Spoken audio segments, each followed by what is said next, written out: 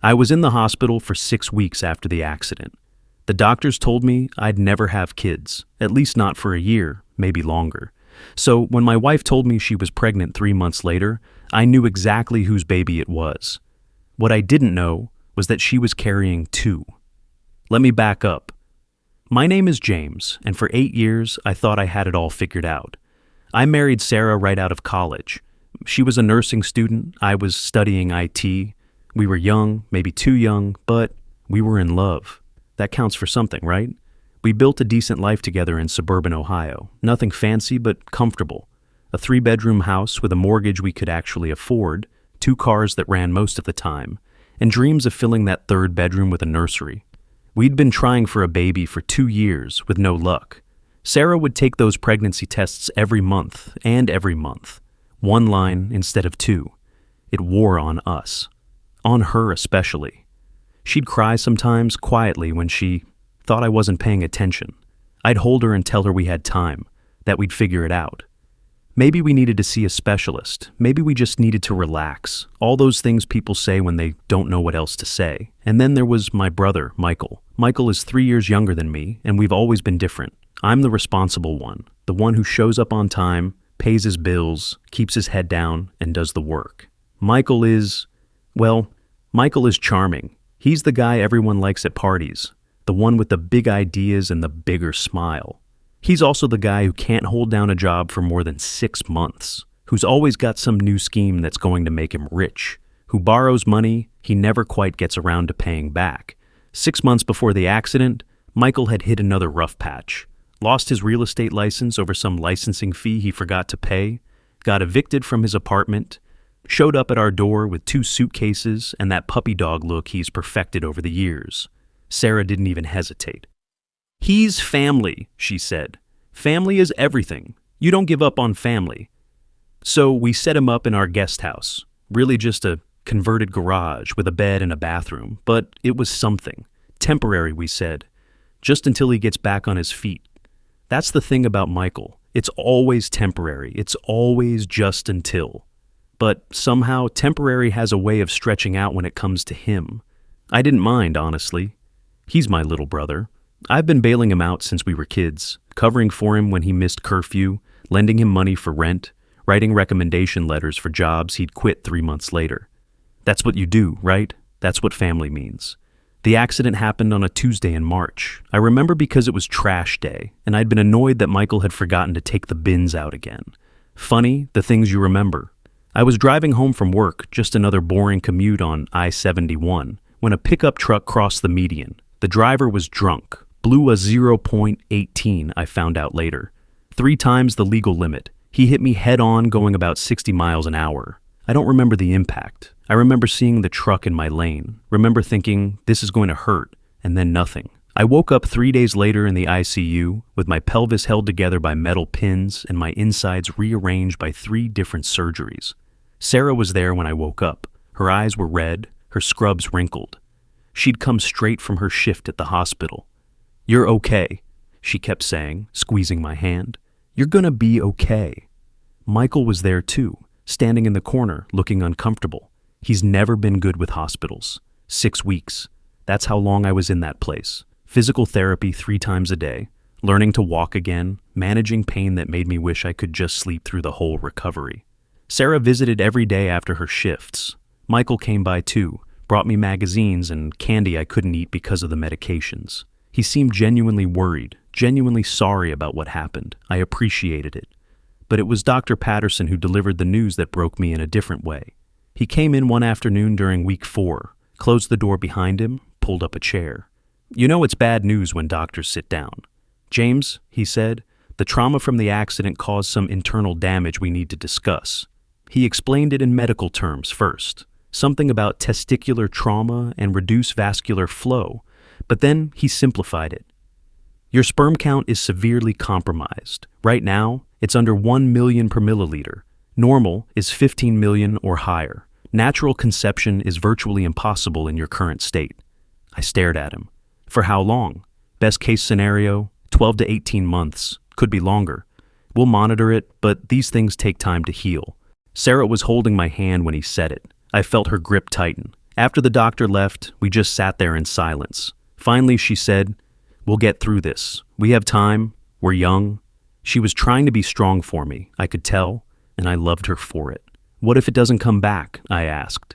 "Then we'll figure something else out. Adoption, IVF, whatever. We'll get through this." She leaned her forehead against mine. "I'm not going anywhere." I believed her. The recovery at home was harder than the hospital in some ways. At least in the hospital there were nurses and routines and things to distract you from the fact that your body was broken. At home, I was just broken. Couldn't drive for the first month. Couldn't work. Couldn't do much of anything except sit on the couch, take my pills, and try not to feel like a burden. Michael really stepped up during that time. I have to give him credit for that. He drove Sarah to the grocery store when I couldn't, fixed the leaky faucet in the bathroom, cooked dinner a few times a week, nothing fancy, but edible. He was being the supportive brother I'd always known he could be when he wanted to be. "I don't know what we'd do without you, man," I told him one night while Sarah was working a double shift. We were watching a game, drinking beers. Well, he was drinking. I was on pain medication. "That's what family's for," he said, not meeting my eyes. "You've done plenty for me over the years. Least I can do is help out when you need it." Looking back now, I can see the signs I missed. The way Sarah's phone would buzz at odd hours, and she'd glance at it, then put it face down. The way she and Michael would sometimes go quiet when I entered a room. The way she started wearing perfume, even when she was just running errands. Little things. Things I was too tired, too drugged up, too trusting to notice. 3 months after the accident, I was finally starting to feel human again. Walking without a cane, sleeping through the night, getting ready to go back to work part-time. Sarah had been distant lately, but I chalked it up to stress. She'd been carrying everything, her job, the household, taking care of me. Of course she was tired, and then she came home one evening with a pregnancy test. I was sitting at the kitchen table, going through emails, when she walked in. She didn't say anything at first, just stood in the doorway with this look on her face, scared and excited and guilty all at once. Then she held up the stick. 2 lines. "I'm pregnant," she said. For maybe 3 seconds, I felt pure joy. We'd wanted this for so long. We'd tried for 2 years. And now, finally, and then I remembered.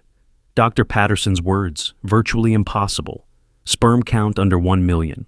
My last test had been 2 weeks ago. Still nearly 0. "How?" I said. Just that. How? Sarah's smile wavered. "I don't know. Maybe the doctors were wrong. Maybe you healed faster than they thought. Maybe it's a miracle." I wanted to believe her. God, I wanted to. I wanted it so badly that for the rest of that evening, I let myself pretend.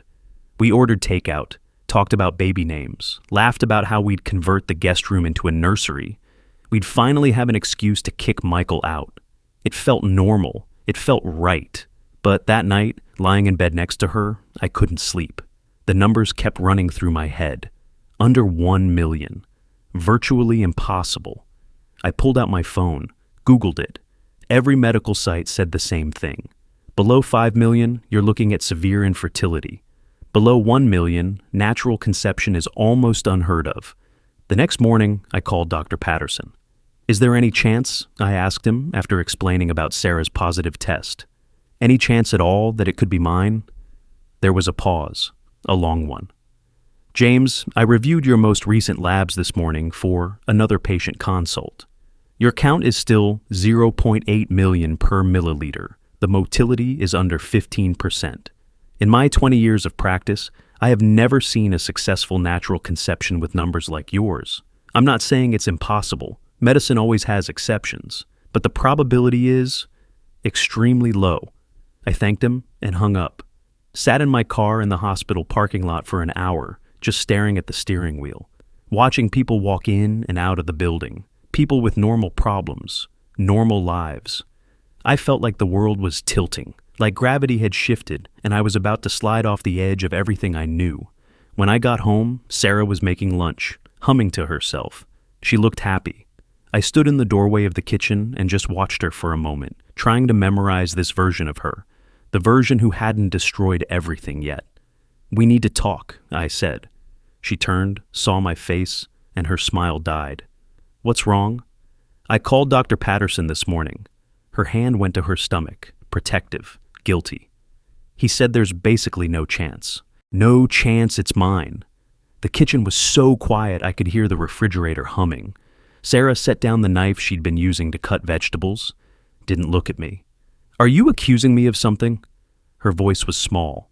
I put the medical paperwork on the counter, my latest lab results, all those numbers that added up to one undeniable truth. "How is this possible, Sarah?" She stared at the papers for a long time. I watched her shoulders start to shake. Then she was crying, these horrible silent sobs that made her whole body heave. "It was a mistake," she whispered. "It was one time. I was scared and alone and—" "Who?" More crying. She couldn't look at me. "Sarah, who?" "Michael." The name hung in the air between us, like smoke, like poison. I didn't yell, didn't throw anything, didn't do any of the things you see in movies. I just stood there, feeling everything and nothing at the same time, feeling my entire life rearranging itself into before and after, before I knew, after I knew. I walked out of the kitchen, out of the house, got in my car, drove to the nearest motel and checked in, sat on the bed, one of those awful floral bedspreads that smells like industrial detergent, and stared at the wall for hours. I kept thinking about all the times I'd covered for him, bailed him out, let him live in our house, and this is how he repays me.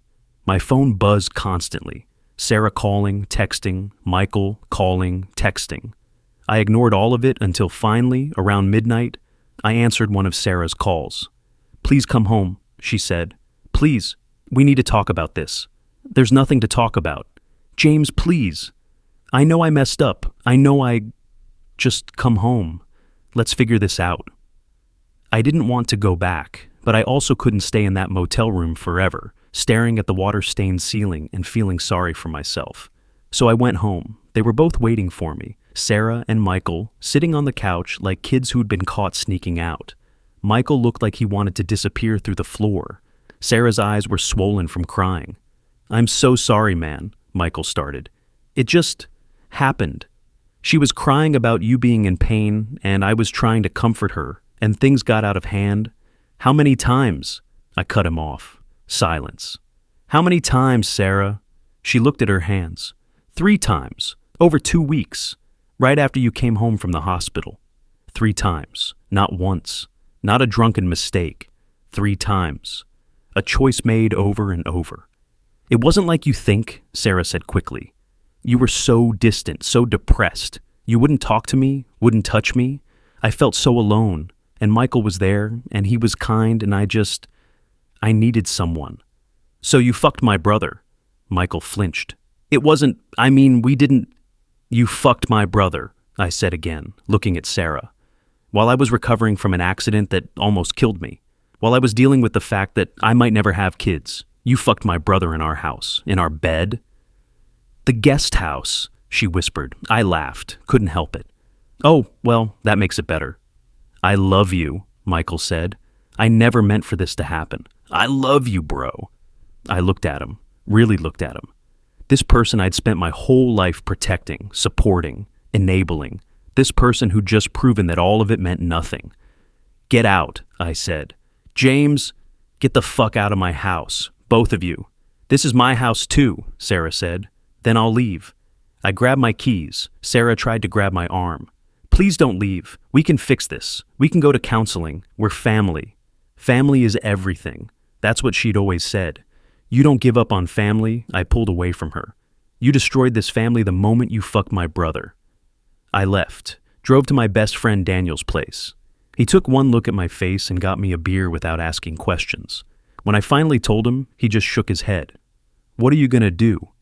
"I don't know yet," I said. But that was a lie. I already knew. I just needed time to plan it right.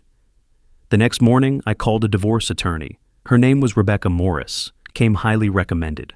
I laid out the whole situation in her office. The accident, the medical impossibility, Sarah's pregnancy, Michael's betrayal. "Do you have proof it's your brother's child?" she asked. "Not yet, but I will." She leaned back in her chair. "Here's my advice. Don't move out permanently. You've already left, but go back. Don't make any rash decisions. Document everything. Get a paternity test the moment that baby is born. And in the meantime, play it cool. Ohio is a no-fault divorce state, but adultery can still affect alimony and asset division. Build your case. So, that's what I did. I moved back home, told Sarah I needed space, but I was willing to try to process everything. Moved my things into the guest room, freshly vacated since Michael had slithered off to a cheap apartment across town. I was civil, polite even, went to a few prenatal appointments with her, asked about her symptoms, pretended to care. Inside, I felt nothing. It's funny. People think revenge is hot, angry, but for me, it was cold. It was like a switch flipped in my brain. And suddenly I wasn't sad anymore. I wasn't hurt. I was just done. And once you're done, once you truly accept that something is over, you start to see clearly for the first time. I started seeing all the other lies I'd missed. The way Sarah would get defensive when I asked about her day. The way Michael had always looked at her a little too long. The way they'd volunteer to run errands together. It had probably been going on longer than 2 weeks, maybe longer than I wanted to know. I recorded conversations. Ohio is a one-party consent state, so it was legal. I screenshotted text messages that Sarah had forgotten to delete, documented every prenatal appointment I attended, every bill I paid, every time I tried to make it work. Rebecca said it would all help. My parents called during this time. They'd heard about Sarah's pregnancy and were thrilled. A grandchild, my mom said. Finally, your father and I were starting to worry. I didn't tell them, not yet. I wanted to control how that information came out. Wanted to make sure Michael couldn't spin it, couldn't make himself the victim somehow. Yeah, Mom, it's great. Is Sarah hoping for a boy or a girl? She hasn't said. Michael, to his credit, if you can call it that, avoided me completely. Moved out of the guest house within a week. Sent me one long, rambling email about how sorry he was, how he'd do anything to make it right, how he understood if I needed space. I deleted it without responding. Sarah tried harder, wanted to go to couples therapy, wanted to rebuild trust. I played along just enough to keep her off balance. Went to one therapy session where I said all the right things about needing time, about wanting to work on communication. The therapist ate it up. Sarah cried tears of relief. I felt nothing. At the 20-week ultrasound, the technician went quiet, moved the wand around on Sarah's belly, clicked some buttons, frowned. Is everything okay? Sarah asked. Everything's fine, the tech said. Just let me get the doctor. The doctor came in, did her own scan, and then smiled. Well, this is a surprise. You're having twins. Sarah gasped, put her hand over her mouth, looked at me with these wide, shocked eyes. I felt sick. One betrayal had just become 2. Fraternal twins, the doctor continued. 2 separate eggs, 2 separate embryos. They're both developing normally. Congratulations. Sarah was crying again, happy tears this time. She reached for my hand. I let her take it, played my part. But all I could think was, 2 babies, 2 children that weren't mine, 2 permanent reminders of the worst betrayal of my life. That night, Michael sent Sarah a text. I saw it when she went to the bathroom and left her phone on the coffee table. Twins? Are you serious? What are we going to do? He said we. I took a screenshot. Added it to my folder. The next few months were surreal. I watched Sarah's belly grow, helped her set up the nursery. We had to convert the spare room after all. Went to Lamaze classes, held her hair back when she had morning sickness, did all the things a supportive husband does. And I felt nothing. Well, that's not entirely true. There was one moment, one brief traitorous moment, where I let myself wonder. The doctor had said fraternal twins. 2 separate eggs. What if one of them was mine? What if, by some miracle, despite all the medical impossibility, one of those babies was actually mine? I hated myself for hoping, but I couldn't quite kill the hope completely. Sarah's water broke at 37 weeks, 2 in the morning on a Saturday.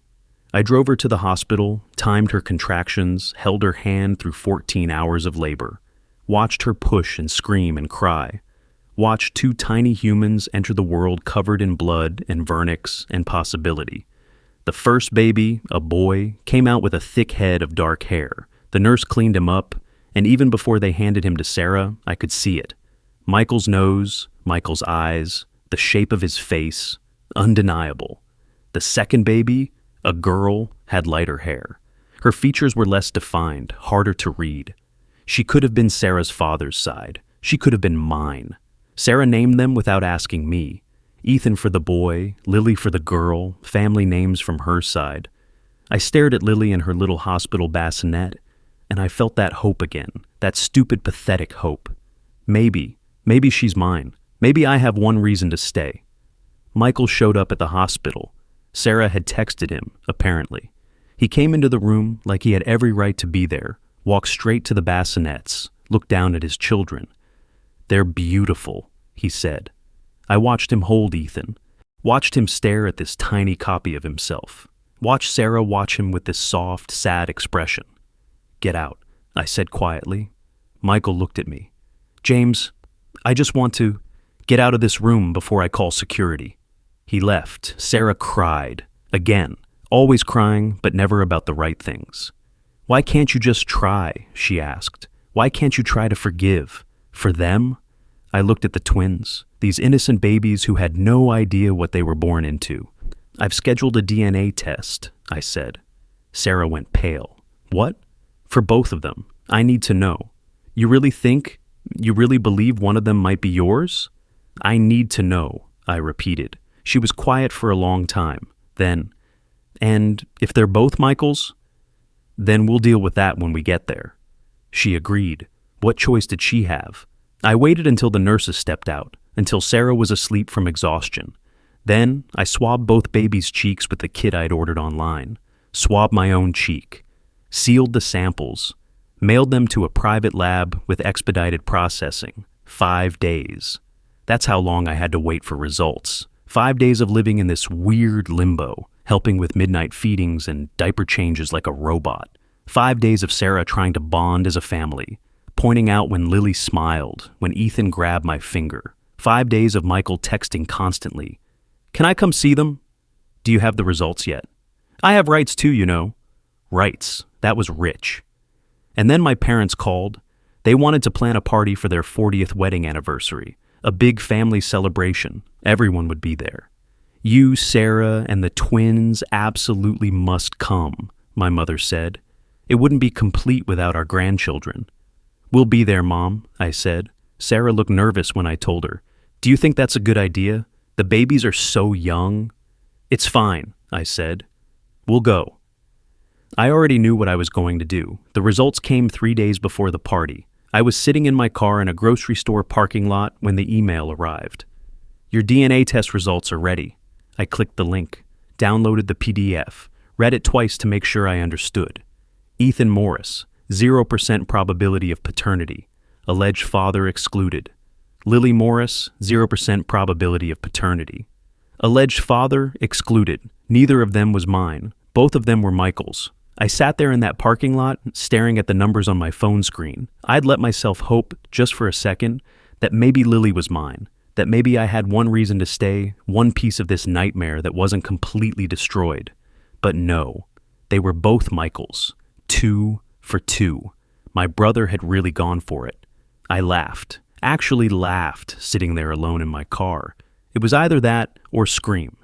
I printed out the results at an office supply store, put them in a manila envelope, didn't show Sarah, didn't tell Michael, just waited for the anniversary party. When Sarah asked about the results, I said, "I'll share them at the party. I want everyone to know the truth at the same time. No more secrets." She looked terrified.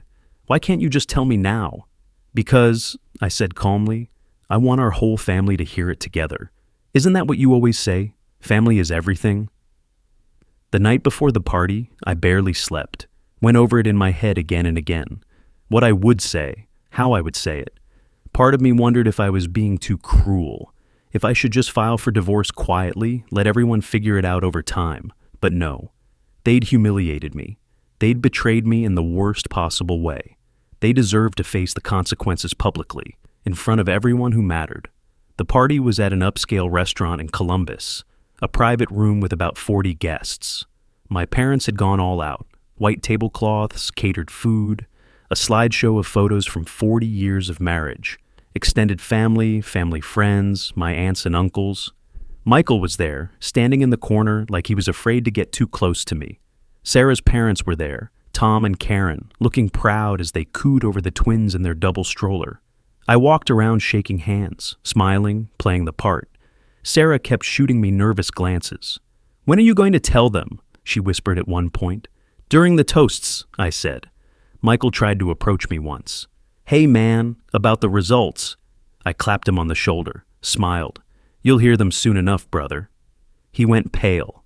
My father stood to give his toast first, talked about 40 years of marriage, about commitment, about standing by your partner through good times and bad, about family being the most important thing in the world, about how proud he was of his sons, how he couldn't wait to watch his grandchildren grow up. "Family is everything," he said, raising his glass. "You stand by each other, no matter what." Everyone applauded, clinked glasses. My mother was crying happy tears. Then I stood. "I'd like to say a few words too, if that's okay." My father beamed. "Of course, son." I pulled the envelope from my jacket pocket. The room went quiet, curious. Sarah's face lost all color. "Mom, Dad, thank you for teaching us the value of loyalty, of trust, of honoring your commitments." I paused. I've always tried to live by those values, and I thought everyone in this room did too. Some confused looks now, people shifting in their seats. But recently, I learned something that changed everything. I held up the envelope. 3 months after my car accident, while I was recovering, while the doctors told me I couldn't have children, my wife got pregnant. Gasps, murmurs. My mother's hand went to her mouth. Sarah stood. "James, don't. The father isn't me," I continued, my voice steady. "It's Michael." The room exploded. Overlapping voices, shocked exclamations. My father. "What?" My mother. "No, that can't." Sarah's mother. "This is inappropriate." I raised my voice. "And she had twins, Ethan and Lily, beautiful, healthy twins. I just got the DNA results back." I held up the papers. "Neither of them are mine, they're both Michael's." Michael stood, his face white as paper. "James, we should talk about this privately." "Why?" I turned to him. "You wanted to be involved, right? You wanted to be a father? Well, congratulations, now everyone knows." My father turned to Michael, his face red. "You slept with your brother's wife?" "It wasn't," Michael stammered. "It was a mistake. We didn't—" "While he was in the hospital?" My mother's voice was shrill. "While your brother was recovering from an accident that could have killed him?" Sarah was crying. "It was my fault. I was weak. I was scared. James, please." "Please what?" I looked at her. "Please keep this quiet. Please raise your affair babies. Please forgive you for fucking my brother in our house while I was learning to walk again." Sarah's father stood. "This is humiliating. Sarah, we're leaving." "Dad, please." "Now, Sarah." But Sarah didn't move. She just stood there, crying, looking at me like I was the one who'd done something wrong. Michael tried again.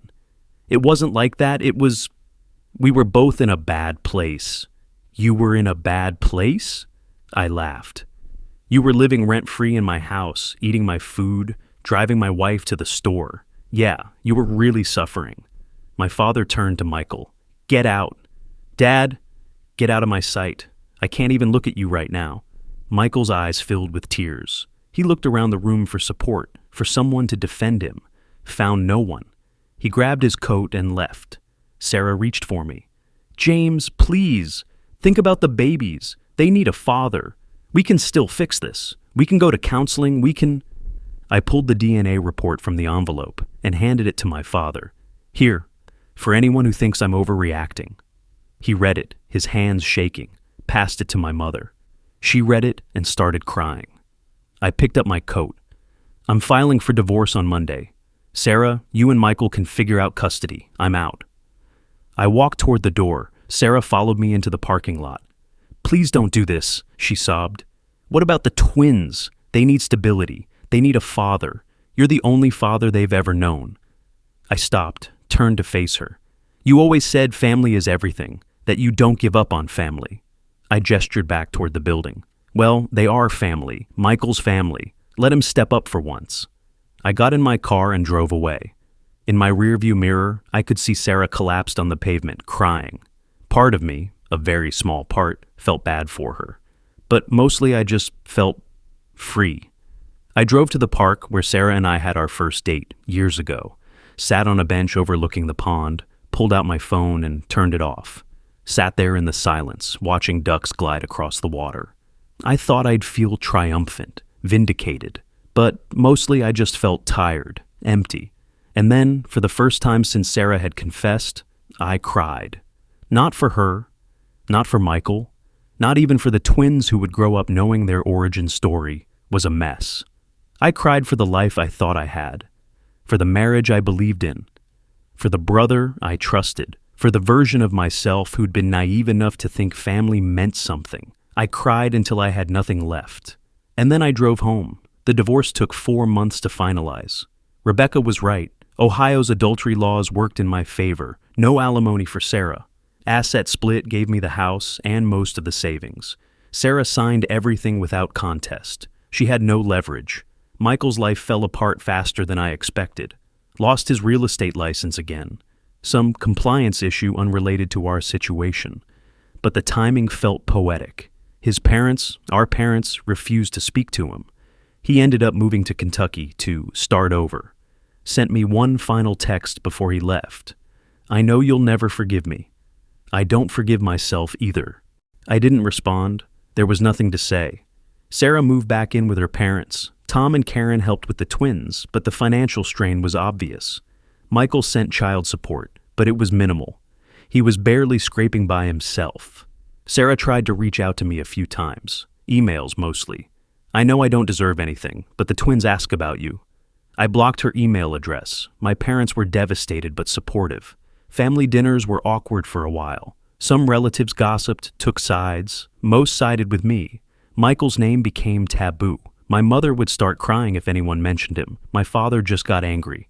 At Thanksgiving, my aunt made the mistake of asking if we had heard from Michael. The silence was deafening. Someone quickly changed the subject. I started therapy. Dr. Williams was a soft-spoken guy in his 50s who specialized in trauma and betrayal. The first few sessions, I just sat there. Didn't know what to say, felt stupid for being there. Tell me why you came, he said finally. Because I don't feel anything, I said. I won. I got my revenge. I exposed them. I got the divorce. I got the house. But I don't feel anything. What do you think you should feel? Happy, relieved, something. Did exposing them make the betrayal hurt less? I thought about it. No. Did it undo what happened? No. Then what did it accomplish? I didn't have an answer for that. Over the next few months, Dr. Williams helped me work through layers of grief and anger I didn't even know I had. We talked about my relationship with Michael, how I'd spent my whole life being the responsible one, the fixer, the safety net, how some part of me had resented that role even as I fulfilled it. Part of me wonders if I wasn't there enough for her, I admitted one session. If I'd been less depressed after the accident, less distant, maybe she wouldn't have. Dr. Williams stopped me. You can't betray-proof a relationship by being enough. Sarah made a choice. Michael made a choice. Those choices are on them, not you. It helped. Slowly, incrementally, it helped. Work became my refuge. I threw myself into my job, took on extra projects, worked late, got promoted to senior project manager within 6 months. The company offered me a position in Denver, a fresh start, better pay, mountain views.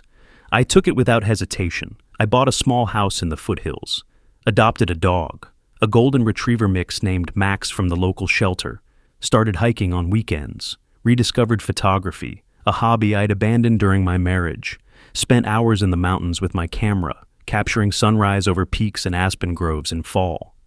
One Saturday, I was on a group hike, some meetup thing I'd joined to try to be social again, when I met Emma. She was 36, a graphic designer, funny in this dry, understated way.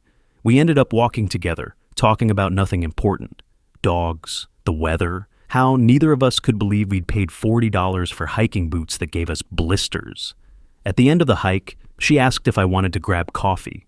Our first date was awkward. I was rusty, stumbling over words, overthinking everything. But Emma was patient, easy to talk to. When she asked about my past, I was honest. I was married for 8 years. My wife had an affair with my brother. She got pregnant. I found out, divorced her, moved here. Emma was quiet for a moment. That's a lot.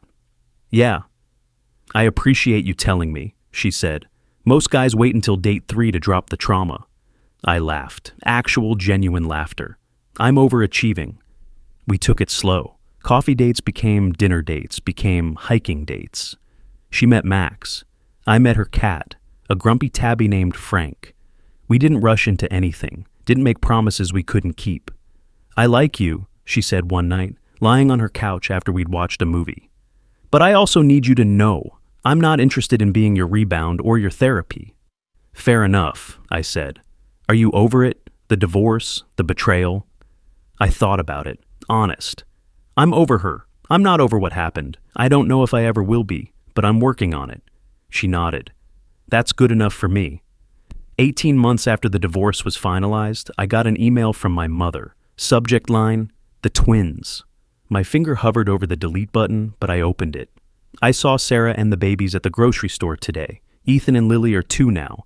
They're healthy and happy, running around, talking up a storm. I know you don't want to hear about them, but I thought you should know they're okay. Sarah asked about you. I told her you moved away and you're doing well. I didn't know what else to say.